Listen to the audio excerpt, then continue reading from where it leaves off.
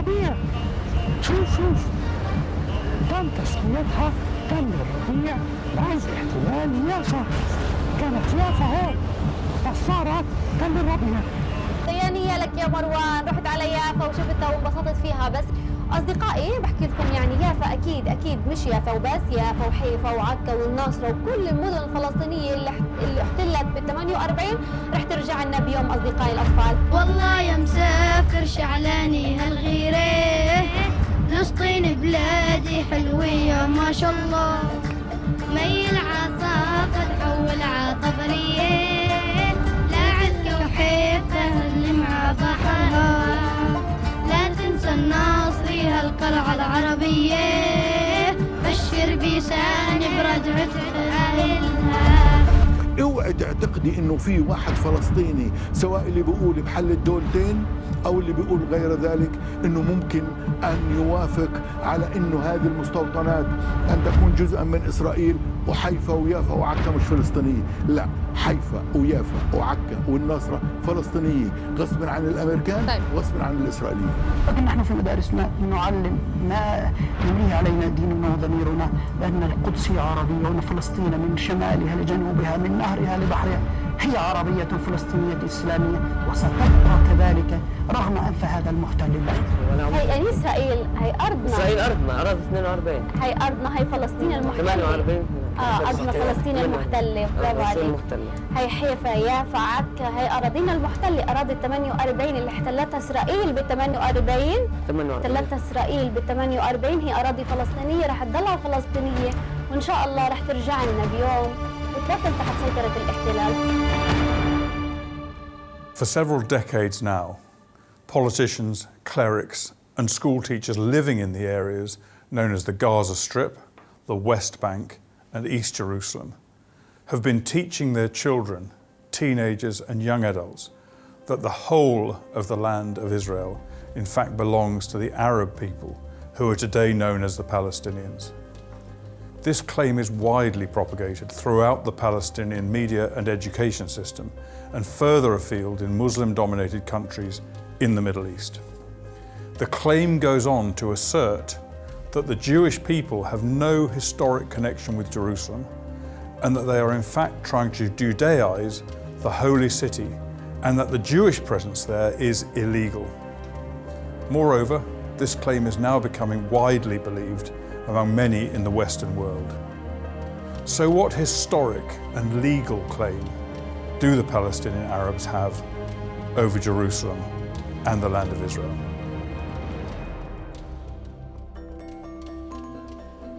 Jewish writings dating back over 2,000 years, found among the Dead Sea Scrolls, confirm there was a historic Jewish presence here in Jerusalem well before the time of Christ.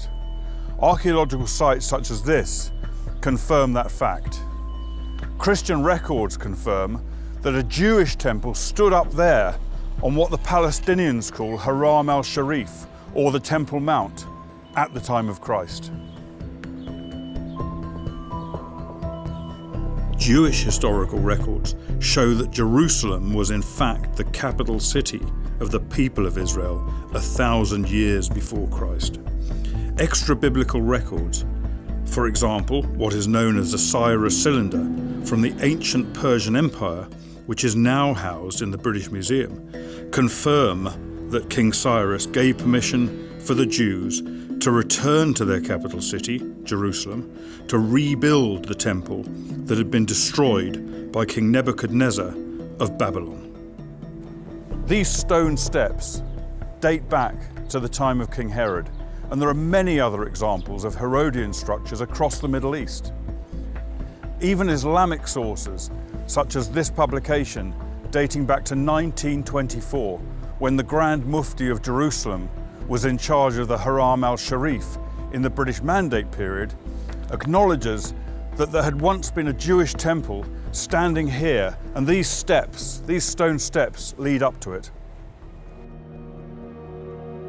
In the year 70 AD, the Romans destroyed not only the temple, but the entire Jewish capital was destroyed too. The historian Josephus Flavius records that more than 1 million inhabitants of Jerusalem were killed, and the rest were taken off to Rome as slaves. So how did the Jewish homeland, the land of Israel, come to be known as Palestine? Palestine is not even the original name of the land that is denominated Palestinian land. Palestine is not a Hebrew word, it's not an Arab word, it's a Roman word. That land was originally Eretz Israel. It took the name of Palestine under later occupations. The original name is Plishtim from the Bible, or Philistines. But they were in the coastal area, basically nothing to do with the name Palestine. Palestine was reused as Palestine as we know it today by Hadrian when he occupied the country in 135 following the Bar Kokhba revolt. He really wanted that the Judea will be forgotten. And that is the main reason why he changed the name to Palestina, to Palestine.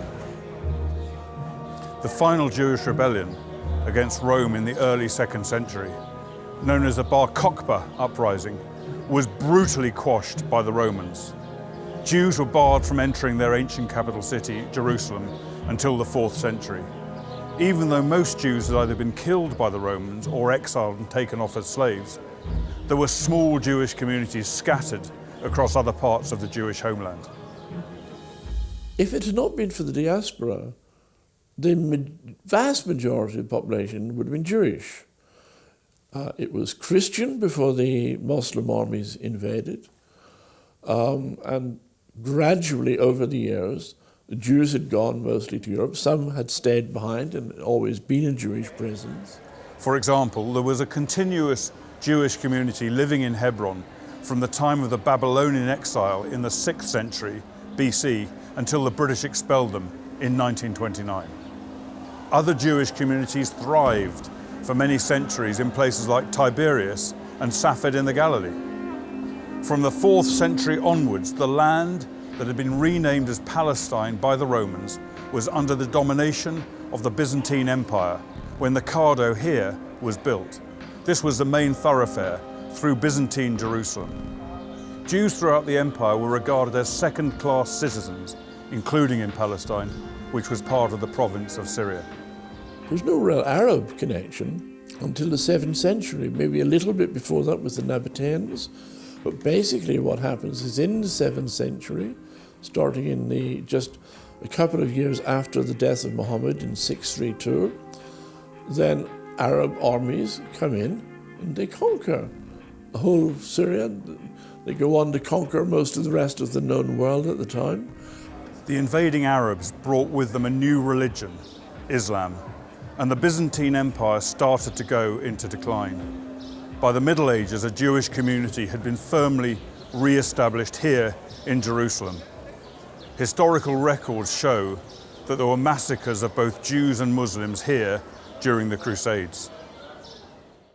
In the next episode of Whose Land, we look at Ottoman Turkish rule over Palestine.